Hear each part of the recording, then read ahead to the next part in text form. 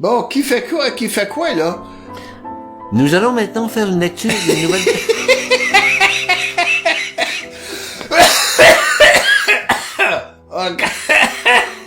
Il me semble que c'est une introduction extraordinaire. Quand tu prends ta voix officielle, Oui. tu te vois pas la tête que t'as.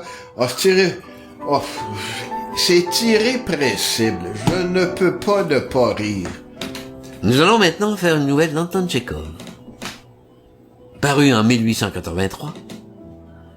Une nature mystérieuse. OK, attends. Toi de la fin. Et ça va comme suit. Un compartiment de première classe.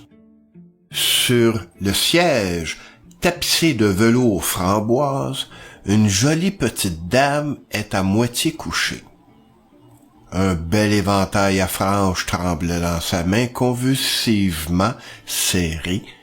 Le pince-nez tombe à chaque instant de son joli petit nez. La broche sur sa poitrine s'élève et s'abaisse comme une barque sur la mer. Elle est émue. Sur le siège qui lui fait face, a pris place un fonctionnaire départemental hors cadre, jeune écrivain commençant qui publie dans les gazettes du département de petits récits ou, comme les appelle lui-même, des nouvelles, empruntées à la vie du grand monde. Il la dévisage fixement, avec l'air d'un connaisseur. Il observe, il étudie, il saisit cette nature excentrique et mystérieuse. Il la comprend, il la déchiffre, cette dame, cette psychologie. On y lit à livre ouvert. « Oh, je vous déchiffre !» dit le fonctionnaire hors cadre en baisant la main près du bracelet.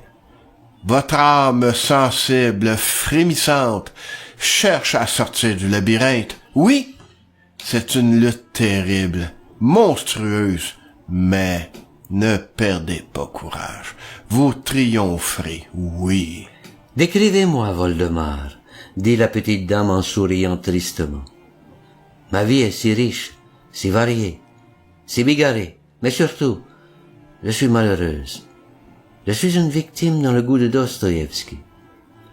Montrez mon âme au monde, Voldemar, montrez-lui cette pauvre âme.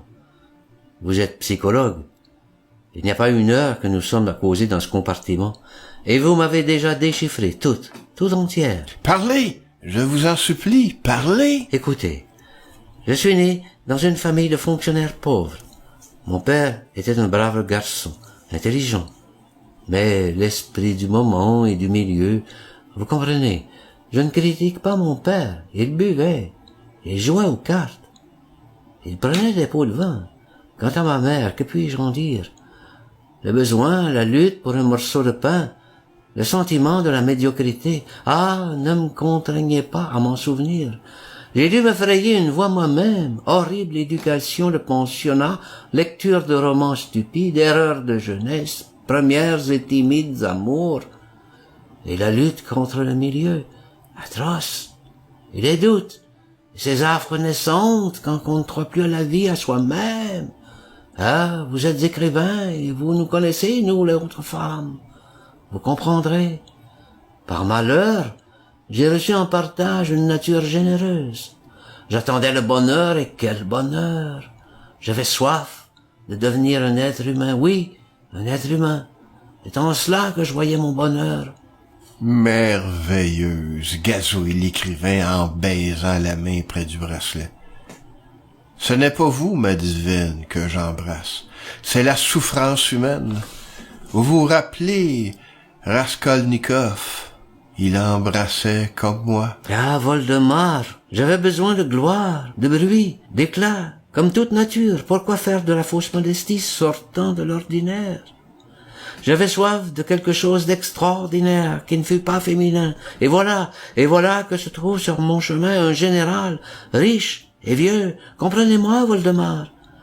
Moi, je me sacrifiais, mais je renonçais à moi-même. Entendez-vous, je ne pouvais faire autrement. J'ai enrichi ma famille, j'ai commencé à voyager, à faire le bien. Et comme je souffrais, comme les étreintes de ce général m'étaient intolérables, bassement vulgaires, encore qu'il faille lui rendre cette justice. De son temps, il s'était bien battu. Il y a eu des minutes atroces. Mais ce qui me réconfortait, c'était la pensée que d'un jour à l'autre, le vieillard allait mourir, que je commencerais à vivre comme je le voulais, que je me donnerais à l'homme que j'aimerais, que je serais heureuse. Or, cet homme existe, Voldemort. Dieu le sait, il existe. La petite dame travaille énergiquement de l'éventail. Son visage prend une expression géniarde. Mais voici qu'il meurt, le vieillard. Il m'avait laissé un petit quelque chose, et j'étais libre comme l'oiseau. C'était le moment d'être heureuse, n'est-ce pas, Voldemort? Le bonheur frappait à ma fenêtre. Il n'y avait qu'à le laisser entrer, mais non. Écoutez, Voldemort, je vous en conjure.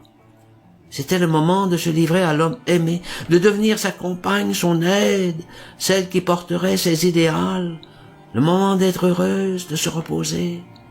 Mais comme tout est vulgaire, vil et bête dans ce monde, comme tout est bas, Voldemort, je suis malheureuse.